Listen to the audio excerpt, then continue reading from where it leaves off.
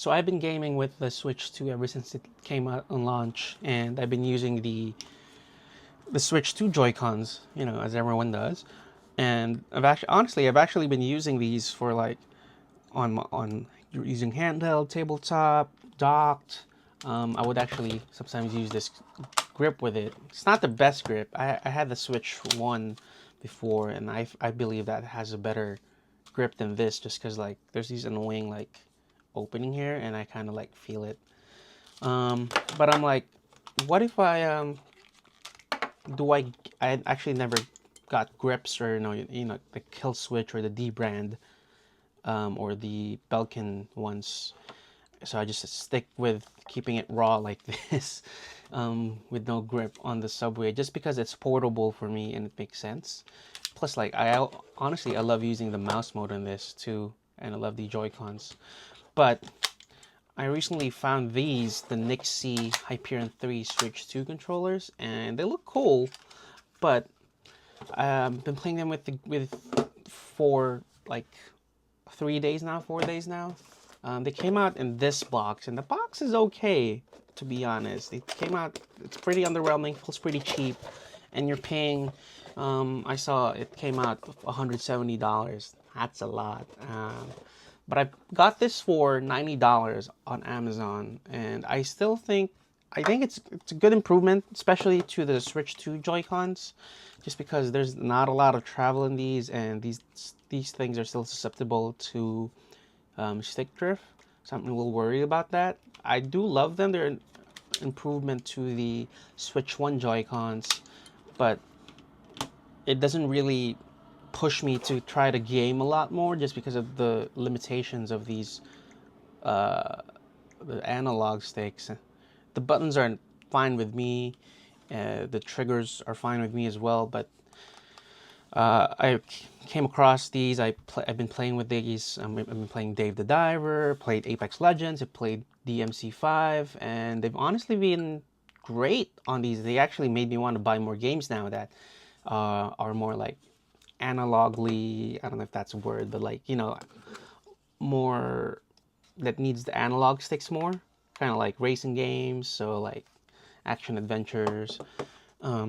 So this actually, the NYXI it's kind of like a hybrid of the Joy-Cons and the Switch 2 Pro controllers for me, and maybe also a little bit of the Xbox Elite controller. So I game a lot on the Xbox actually.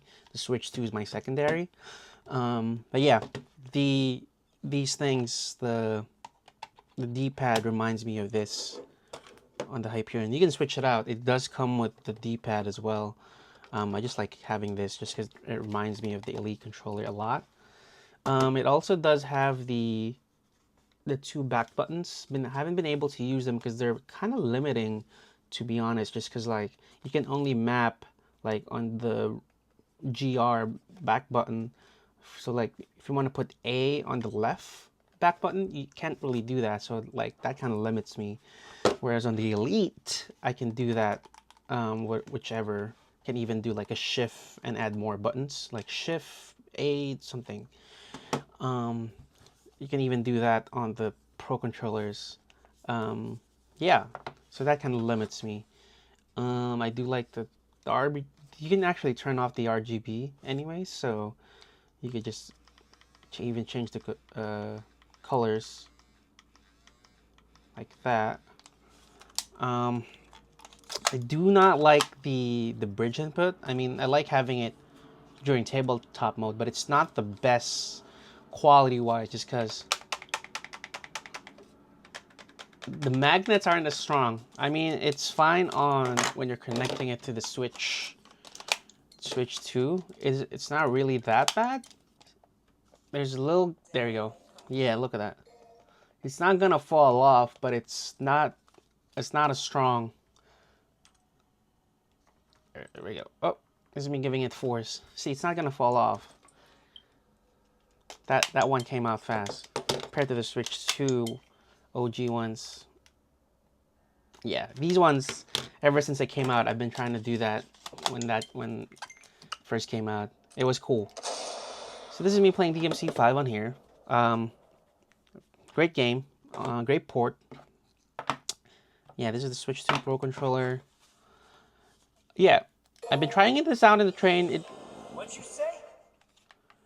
My grip became a little bulky because of this, but like it does add some extra space to my setup. So I'm just like, eh. But I've been having a fun time gaming with these on the train anyways, just because of this Hall effect sticks, and the micro switches. Yes, it can be annoying for most people, but like on the subway, I don't really hear it. There's like a slight maybe, but on a quiet subway, maybe you can hear it. But like, the subway is never quiet on the train anyway in New York City. So I game with it still. But yeah, this for me is still nice. Maybe for games like that doesn't really require, you know, like Apex Legends, maybe Tomodachi Life, maybe Zelda, Mario Tennis Fever. I can play it comfortably well here without complaining about the ergonomics. But for DMC, I don't think I can even play Cyberpunk or DMC5 on here. But yeah, I've been having a problem with this. I just had this for 4 days and it's already giving me like button drift or stick drift. I don't even know. Like, look, it's pressing it for some reason. Like, I'm not pressing anything and it would just like press. So that's already a problem. QC wise, look at that. It's annoying me. Even when I was playing Dave the Diver, there's like a hold the ZR button, and it kind of like doesn't register me holding the button. So that's annoying. Just pressing ZR, I'm not pressing R. Where I kind of had to switch back to these two first party controllers to be able to do that input. So that's one annoyance I have for now for these ones, especially if paying $90 or $160 for these. These are not, they're not supposed to do that. I am going to try to get a new copy still, just because I really like the ergonomics and I really want to lessen the wear of my Switch 2 Joy-Cons, just because they're still nice. I love using the mouse mode on them. I've been playing Star Fox with them, and I just like navigating with the mouse mode on the Joy-Cons. But yeah, this is my first impression review so far of the Hyperion 3 Switch 2s. It's a 7 out of 10. I feel like this Hall effect joysticks, they're nice. They make you want to game more on the Switch 2, which is something I've been looking for. Honestly, I got DMC5, Maneater, Apex Legends, Dave the Diver downloaded in here in this weekend just because I'm like, wow, okay, now I can actually game. I didn't realize how good that actually was. Because even if I got the grips for the Switch 2s, like, you know, like those D-brand ones, I'm still having these controls anyway, so it's like I added some bulk to the back, but I don't really, the buttons still stay the same. And I'm wearing down these Joy-Cons a lot more. So yeah, even though there's still problems with these ones in terms of like it registering input without my say so, that's kind of annoying. Oh, that fell off. Yeah.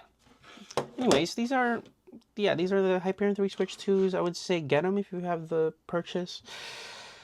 They do have to be careful with their quality control, because like, I don't know why I've been having that input. Now I kind of disappointed I have to get it exchanged or get a return. Like, look at that. Has that problem.